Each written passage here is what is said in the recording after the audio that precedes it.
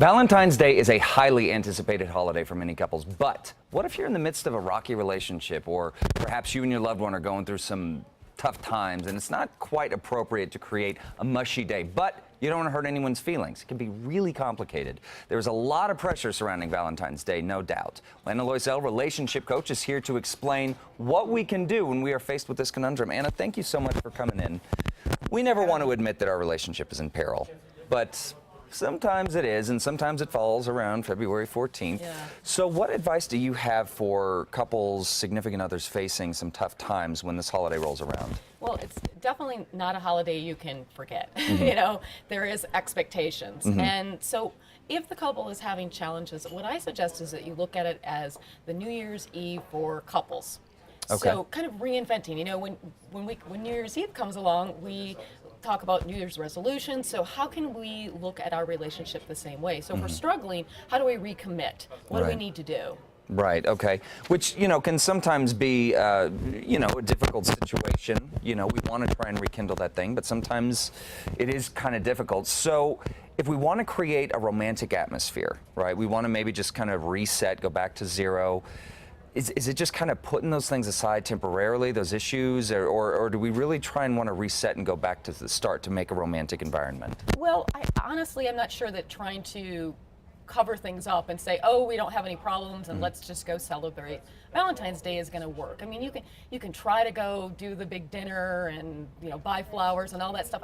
I don't know that that's going to really save your marriage, you know, really solve it. So what I think you can do is do something like a promissory note where you write to your loved one, hey, I'm really committed to this relationship and I'm going to do whatever I can, and you can give that to them over dinner or something like that. That's really good. Yeah, making a commitment to work on the relationship. That's going to be the big piece. That's great. And so, you know, I think that that's a really great way to keep the day meaningful.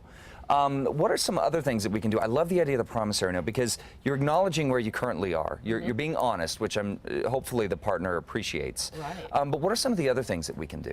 Well, some great fun things are to do things that, you know, are mementos of your love, you know, getting something monogrammed, doing a collage of, you know, pictures. And I know guys sometimes are like, oh my God, that sounds like, you know, pretty intense. But there's actually apps on the web that you can do that will kind of put it all together. Really? Yeah. Wow, okay, so it makes it kind of easy. Yeah, super cool. Just Google collages, love collages. Love and things. collages? Yeah, and you'll find some great ways to just show love in a different way, because I know guys run out of ideas of what to do. You know, is it flowers? Is it, I mean, you know, I'm sure you're feeling the pressure. Yeah, and exactly. And the pressure can be on to make it unique, make it memorable, make it something that really is important to our significant other. Yeah. So, you know, I think that that's great. It seems that this year a lot of the ideas are being creative, that it's not about the dollars, it's really about the heart and, you know, the time that you're putting into. And if you're going through a rocky part in your relationship, I think that it might also help you rediscover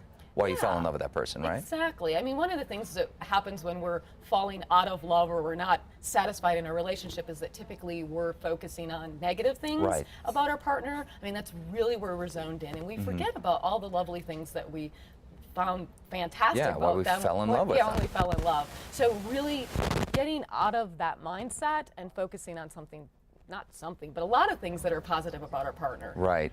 Well, so come February 15th, we get 14th. past, or no, after the day. Oh, after the day, I'm sorry. Because we can go to you and we can come to private coaching, because you do private coaching. I do private coaching. So folks can get in touch with you to get their relationship back on track in a nice, permanent way. Yeah, I mean, I think that if you are struggling, and we're looking at it as sort of the New Year's Eve for couples, you know, like, what are we going to do? You know, because often we're like, we're going to go to the gym on New Year's Eve, right? We're going to get ourselves back in shape. So how can we get the relationship back in shape? Is that going to coaching? Is that doing classes? Because that's an alternative too. You know, you don't have to just go to therapy. And I think often people think that that's the only choice they have, but there's lots of great ways to support your marriage. Absolutely. Yeah. Well, Anna, we will have links to your website on our website at krqb.com under the CASA tab. Thank you so much for this great advice. Thank you. Appreciate it. Absolutely.